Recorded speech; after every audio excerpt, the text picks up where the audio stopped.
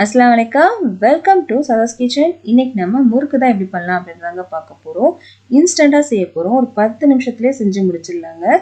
முறுக்கு செய்யணும் அப்படின்னாலே நம்ம வந்து அரிசி ஊற வைக்கணும், உளுந்து அரைக்கணும், அதுக்கப்புறம் மில்ல போய் அரைக்கணுமே நிறைய வேலை இருக்குல்ல. ஆனால் இந்த முறுக்குக்கு வேலையே இல்லைங்க. ஒரு 10 நிமிஷத்துல செஞ்சு முடிச்சிடலாம். செம்ம டேஸ்ட்டாக இருக்கும். குழந்தைங்களுக்கு ஸ்நாக்ஸ்லாம் நம்ம வெளியில் வாங்கி கொடுப்போம் இல்லையா, அதை விட இந்த மாதிரி வீட்டில் செஞ்சு கொடுத்தீங்க அப்படின்னா நமக்கு பட்ஜெட்டும் ரொம்ப ரொம்ப மிச்சமாகுங்க. இப்போ வாங்க எப்படி பண்ணலான்னு பார்க்கலாம். கீழே ஒரு பாத்திரம் வச்சுருக்கேன், அது மேலே ஒரு சலடை வச்சுருக்கேங்க. ஒரு பெரிய பாத்திரமாக எடுத்துக்கோங்க. இதில் 1 கப் அளவுக்கு நான் பொட்டுக்கல்லையை மிக்சியில் போட்டு அரைச்சதுக்கப்புறம் அளந்து எடுத்துருக்கேங்க. இந்த கப்பில் தான் எல்லாமே நம்ம அளவு எடுக்க போகிறோம். இப்போது சளிச்சுக்கலாம். கண்டிப்பாக சலிக்கணும். மிக்சி ஜாரில் தான் அரைச்சிருக்கோம் இல்லையா, கொஞ்சம் திரி திரியாக இருக்கும். சளிச்சிங்க அப்படின்னா நமக்கு நைஸான போட்டு நமக்கு தேவைப்படும். இப்போ சளிச்சுக்கலாம். கண்டிப்பாக நம்ம சலிக்கணுங்க. இப்போ சளிச்சு எடுத்துட்டேன். இங்கே பாருங்கள், திப்பி திப்பியாக இருக்குது. உங்களுக்கு பார்க்கும்போது தெரியுதுங்களா?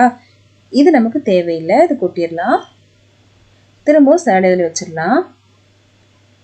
நம்ம எந்த கப்பில் பொட்டுக்கடலை மாவு எடுத்தோமோ அதே கப்பில் 3 கப் அளவுக்கு அரிசி மாவு எடுக்கணுங்க. எந்த அரிசி மாவு வேணால் எடுத்துக்கலாம். இடியாப்பு மாவு எடுத்துக்கலாம், கடையில் வாங்கின அரிசி மாவு எடுத்துக்கலாம், எது வேணாலும் எடுத்துக்கலாம். நீங்கள் வீட்டிலே அரிசி மாவு வறுத்து வச்சுருந்தீங்கன்னா அது கூட எடுத்துக்கலாம். பாருங்கள், அதே கப்பில் தான் நான் 3 கப் அளவுக்கு மாவு எடுக்கிறேன். 1 கப் பொட்டுக்கடலை மாவுக்கு 3 கப் அளவுக்கு அரிசி மாவு எடுக்கணும். இதே நம்ம சளிச்சு சேர்க்கணுங்க. நானும் கடையில் வாங்கின அரிசி மாவு தான் எடுத்திருக்கேன். சளிச்சுக்கலாம். சளிச்சாச்சு. லைட்டாக திப்பி திப்பியாக இருக்குது, அது நமக்கு தேவையில்லை. இப்போ கீழே வந்து பொட்டுக்கடலை மாவு இருக்குது, மேலே வந்து அரிசி மாவு இருக்கு இல்லையா, இது ரெண்டையும் நல்லா கலந்து விடணும். நல்லா கலந்து விட்டுடலாம். இப்போ நல்லா கலந்து விட்டாச்சு. இதுக்கு அடுத்து நம்ம என்ன பொருள் சேர்க்கணும் அப்படின்றத பார்க்கலாம். இதுக்கு தேவையான அளவு உப்பு சேர்த்துக்கலாம் நம்ம ஃபஸ்ட்டு. இதுக்கப்புறம் 1 டேபிள் ஸ்பூன் அளவுக்கு மிளகாத்தூள் எடுத்திருக்கேன். இது தனி மிளகாத்தூள் தான். இதுக்கப்புறம் கருப்பு எள் எடுத்திருக்கேங்க. 1.5 டேபிள் ஸ்பூன் அளவுக்கு கருப்பு எள் எடுத்திருக்கேன். அதை நம்ம சேர்த்துக்கலாம். தெரிய மாட்டேங்குது, போடும்போது உங்களுக்கு தெரியும்னு நினைக்கிறேன். இதுக்கப்புறம் 2 டேபிள் ஸ்பூன் அளவுக்கு நான் இன்னைக்கு நெய் எடுத்திருக்கேங்க. நெய்க்கு பதில் நீங்கள் பட்டர் இருந்துச்சுன்னா அது கூட நீங்கள் எடுத்துக்கலாம். கண்டிப்பாக நெய் இல்லைன்னா பட்டர் எடுத்துக்கோங்க. எண்ணெய் சேர்க்க வேண்டாம். இப்போ இது எல்லாத்தையும் நல்லா கலந்து விட்டுலாம்.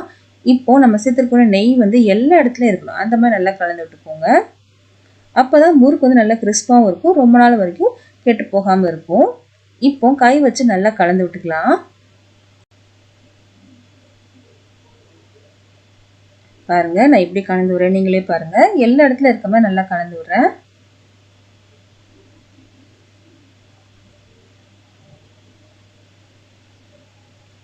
இப்போ நல்லா கலந்து விட்டாச்சு. இப்போ சுடு தண்ணி எடுத்துக்கோங்க. நல்லா சூடாக இருக்கணும் தண்ணி. அந்த தண்ணி தான் நம்ம சேர்த்து பிசையணும். நான் கெட்டில் தான் தண்ணி வச்சுருக்கேன். கொஞ்சம் கொஞ்சமாக தண்ணி சேர்த்து பிசைஞ்சுக்கோங்க. நான் தண்ணியோட அளவு சொல்லலைங்க, ஏன்னா ஒவ்வொரு மாவும் ஒவ்வொரு மாதிரி தண்ணி எடுக்கும் இல்லையா, அதனால வந்து நான் தண்ணியோட அளவு சொல்ல. கொஞ்சம் கொஞ்சமாக சேர்த்து நீங்கள் நல்லா கலந்து விடுங்க. இந்த மாதிரி கரண்டி வச்சு நல்லா கலந்து விடுங்க. நம்ம அரிசி உளுந்தெல்லாம் சேர்த்து செய்கிற முறுக்குக்கு பார்த்தீங்கன்னா நம்ம பச்சை தண்ணி தான் சேர்த்து கலந்து விடுவோம். ஆனால் இந்த முறுக்கு கண்டிப்பாக சுடு தண்ணி தான் சேர்க்கணும். தண்ணி வந்து நல்லா கொதிக்கணும். அந்த மாதிரி தண்ணி சேர்த்து தான் நீங்கள் கலந்து விடணும். கொஞ்சம் கொஞ்சமாக சேர்த்து நல்லா கலந்து விடுறேன். இந்த மாவு எப்படி இருக்கணும் அப்படின்னா, நமக்கு புட்டுக்கெல்லாம் எப்படி இருக்கும், கொஞ்சம் உதிரி உதிரியாக வரும் இல்லையா, அந்த மாதிரி வரணுங்க. நான் ஃபுல்லாக கட் பண்ணாமல் தான் உங்களுக்கு காமிச்சிருக்கேன். எவ்வளோ தண்ணி சேர்த்துருக்கேன் அப்படின்றத காமிக்கணும் அப்படின்றதுக்காக நான் ஃபுல்லாகவே சேர்த்துருக்கேன். வீடியோ மட்டும் கொஞ்சம் ஃபாஸ்ட்டாக ரன் பண்ணியிருக்கேன். இங்கே பாருங்கள், புட்டு மாவு மாதிரி வந்துருச்சு. போதும். இப்போ இந்த கரண்டியாலே நம்ம என்ன பண்ண போகிறோம் அப்படின்னா, அழுத்தம் கொடுத்து அப்படியே ப்ரெஷர் கொடுத்து அப்படியே இந்த மாவு வந்து அப்படியே அழுத்தம் கொடுக்க போகிறோம். அழுத்தி விட்டுருங்க இந்த மாவு. அப்படியே இந்த சூட்லேயே இந்த மாவு வந்து கொஞ்சம் வெந்துருங்க. அப்படியே இப்போ மூடி வச்சிடலாம். மூடி வச்சு ஒரு 10 நிமிஷம் வரைக்கும் அப்படியே விட்டுருங்க. ஒரு 10 நிமிஷத்துக்கு அப்புறம் பார்க்கலாம். இப்போ 10 நிமிஷம் ஆயிடுச்சு. மூடியில் பாருங்கள், அதில் வேர்வை தண்ணிலாம் இருக்குது பாருங்கள். நான் 10 நிமிஷம் வரைக்கும் மூடியை திறக்கவே இல்லைங்க, அப்படியே வச்சுட்டேன். இப்போ இந்த மாவு கொஞ்சம் வெந்திருக்குங்க. இங்கே பாருங்கள், பார்க்குறதுக்கு இப்போ பார்க்க நிறைய வித்தியாசம் இருக்குது பாருங்கள். உங்களுக்கு தொட்டு பார்க்கும்போது உங்களுக்கே தெரியும். இப்போ இது எல்லா மாவுமே நல்லா ஊற்றி விட்டுக்கலாம். இன்னும் கொஞ்சம் தண்ணி சேர்த்து நம்ம பிசையணும். முதவே நிறைய தண்ணி சேர்த்து பிசையக்கூடாது, இந்த மாதிரி தான் பிசையணும். அப்போ தான் நமக்கு முறுக்கு வந்து நல்லா கிறிஸ்பாக கிடைக்கும். இங்கே பாருங்கள், நல்லா வெந்துருச்சு மாவு. இப்போதான் நமக்கு முறுக்கு மாவு மாதிரி எல்லாம் சேர்ந்து நம்ம கொண்டு வரணும். எல்லாத்தையும் நல்லா ஊற்றி விட்டாச்சு. இப்போ நல்லா கொதிக்கிற தண்ணி சேர்க்கணும்னு அவசியம் இல்லைங்க. நல்லா வெதுவெதுப்பான தண்ணி சேர்த்தா போதும். நான் கிட்டில் கொஞ்சம் தண்ணி வச்சுருக்கேன், அதனால அதையே சேர்த்து நான் இப்போ செய்கிறேன். இதுவும் சூடாக தான் இருக்குது, ரொம்ப சூடாலாம் இல்லை, மிதமான சூட்டில் இருக்குது. அதான் சேர்த்து நான் இப்போ செய்கிறேன். இப்போ நீங்கள் பச்சை தண்ணி சேர்த்துடக்கூடாது. இப்போ மிதமான சூடில் இருக்க தண்ணி தான் சேர்த்து நீங்கள் இப்போ செய்யணும். இப்போ முறுக்கு மாவு மாதிரி வர வரைக்கும் நல்லா கொஞ்சம் கொஞ்சமாக தண்ணி சேர்த்து நீங்கள் பசிச்சுக்கோங்க. திரும்ப திரும்ப சொல்கிறேன்னு நினைக்காதீங்க. பச்சை தண்ணி சேர்த்திங்கன்னா அப்படியே முறுக்கு வந்து எண்ணெயில் போட்டு பொரிக்கும் போது உங்களுக்கு பிரிஞ்சு போயிடும், உங்களுக்கு எல்லாமே வேஸ்ட்டாக போயிடும். அதனால சுடுதண்ணி சேர்த்து நீங்கள் பசிச்சுக்கோங்க. இப்படி எல்லாத்தையும் பசிச்சதுக்கப்புறம் உங்களுக்கு காமிக்கிறேன். முறுக்கு மாவு மாதிரி வந்ததுக்கப்புறம் முறுக்கு மாவு மாதிரி வந்துருச்சு பாருங்கள். மாவு நல்லா சாஃப்டாக இருக்குது. இப்போ நமக்கு முறுக்கு மாவு ரெடி ஆயிடுச்சு. மாவு நல்லா வெந்து நல்லா சாஃப்டாக இருக்குது. இந்த மாதிரி தான் இருக்கணும். இதுக்கு அடுத்து என்ன பண்ணணும் அப்படின்றத பார்க்கலாம் வாங்க. நான் இன்னைக்கு இந்த முறுக்கு அச்சு தான் எடுத்திருக்கேன். ஒரு தட்டை கவுத்திருக்கேன். இது மேலே நம்ம முறுக்கு புழிஞ்சிக்கலாம். உங்களுக்கு தேவையான ஷேப்பில் நம்ம புழிஞ்சிக்கலாம். பெருசாக வேணாலும் பெருசாக போட்டுக்கலாம், இல்லை மீடியமாக இருக்குன்னா மீடியம் போட்டுக்கலாம், இல்லை அப்படின்னா சின்ன சின்னதாக போடணுன்னா கூட நீங்கள் போட்டுக்கலாம். அது உங்கள் விருப்பம் தான். இப்படி உங்களுக்கு வந்து பிழியும் போது விட்டு விட்டு வருது, அப்படியே தொடர்ச்சியாக வரல அப்படின்னா மாவு வந்து ரொம்ப ஹார்டாக இருக்குது, இன்னும் கொஞ்சம் தண்ணி சேர்த்து பசைன்னு அர்த்தங்க. இங்கே பாருங்கள், இப்போ நம்ம முறுக்கு புழிஞ்சாச்சு. அப்படியே எடுத்து நீங்கள் வந்து எண்ணெயில் போட்டு பொரிக்க வேண்டியதான். ஈஸியாகவே இருக்குங்க, பிகினர்ஸ் கூட இது செய்யலாம் அந்த மாதிரி. இப்போ கடாயில் எண்ணெய் சூடு பண்ண வச்சுட்டேன். எண்ணெய் வந்து மிதமான சூட்டில் இருக்குது. போட்டோன்னே இந்த மாதிரி பபிள்ஸ் வரும். இந்த கடாய்க்கு நான் 3 சேர்த்துருக்கேங்க. இந்த மாதிரி கையில் எடுத்து உங்களுக்கு போடுறது கஷ்டமாக இருக்குது, பயமாக இருக்குது, எண்ணெய் வந்து கையில் தெரிச்சிடும் அந்த மாதிரி இருக்குது அப்படின்னா நீங்கள் வந்து கரண்டியில் பிழிஞ்சிட்டு அதை அப்படியே சேர்த்துக்கோங்க. ரொம்ப நிறைய முறுக்கு வாட்டர் டைமில் போட்டு நீங்கள் பொரிச்சிங்க அப்படின்னா உங்களுக்கு வந்து முறுக்கு வந்து உடஞ்சி போகிறதுக்கு நிறைய வாய்ப்புகள் இருக்குது. இந்த கடாய்க்கே பாருங்கள், நான் 3 தான் சேர்க்குறேன். கொஞ்சம் வெந்ததுக்கப்புறம் அடுத்து நான் சேர்க்குறேன்.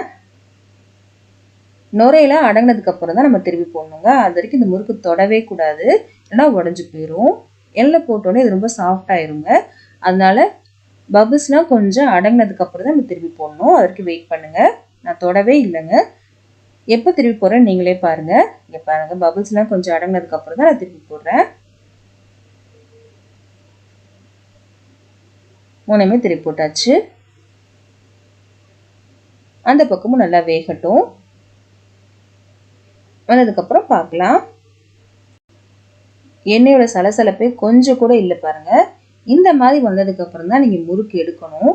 அப்போ தான் வந்து ரொம்ப நாள் வரைக்கும் நல்லா கிறிஸ்பாகவே இருக்கும். இங்கே பாருங்கள், எந்த டைமில் நான் எடுக்கிறேன்னு பாருங்கள், கொஞ்சம் கூட சலசலப்பே இல்லை பாருங்கள். இந்த மாதிரி வந்ததுக்கப்புறம் தான் நீங்கள் முறுக்கு எடுக்கணும். எண்ணெய் வந்து மிதமான சூட்டில் இருக்கணும். இது 2 மட்டும் நீங்கள் கவனிச்சிட்டிங்க அப்படின்னா 1.5 மாதம் வரைக்கும் இந்த முறுக்கு வந்து சூப்பராகவே இருக்குங்க. நீங்கள் முதல் நாள் சாப்பிடும் போது எவ்வளோ கிறிஸ்பாக இருந்துச்சோ 1.5 மாதம் கழித்து நீங்கள் சாப்பிடும்போது அதே கிறிஸ்ப் இருக்குங்க. இந்த 2ஐயும் நீங்கள் ஃபாலோ பண்ணீங்க அப்படின்னா மட்டும்தான் அப்படி இருக்கும். எண்ணெய்லாம் வடிச்சிட்டு நம்ம எடுத்தாச்சு. இப்போ இதே எண்ணெயில் மிச்சம் இருக்க எல்லாத்தையும் நம்ம பொரிச்சு எடுத்துடலாம். இப்படி எல்லாத்தையும் பொரிச்சதுக்கப்புறம் உங்களுக்கு காமிக்கிறேங்க எவ்வளோ கிறிஸ்பாக இருக்குன்னு நீங்களே பார்ப்பீங்க. எல்லா முறுக்கையும் நான் சுட்டு எடுத்துட்டேங்க. இப்போ எவ்வளோ கிறிஸ்பாக இருக்குன்னு நீங்களே பாருங்கள்.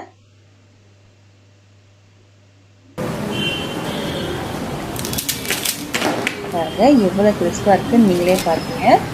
இன்னொன்று உங்களுக்கு படித்து காமிக்கிறேன். கண்டிப்பாக இந்த வீடியோ எனக்கு பிடிச்சிருக்கும் நம்புறேன். பிடிச்சிருந்துச்சு அப்படின்னா மறக்காம நம்ம சேனலை சப்ஸ்கிரைப் பண்ணிடுங்க. பக்கத்தில் இருக்க பெல் பட்டன் கிளிக் பண்ணிடுங்க. அப்போ தான் இனிமேல் போட போகிற எல்லா வீடியோவும் சேரும். இந்த மாதிரி ரெசிபிஸ்லாம் உங்கள் ஃப்ரெண்ட்ஸ்க்கும் ஃபேமிலிஸ்க்கும் பிடிக்கும் அப்படின்னா அவங்களுக்கு இந்த வீடியோ ஷேர் பண்ண மறக்காதீங்க. நம்ம அடுத்த வீடியோவில் சந்திக்கலாம்.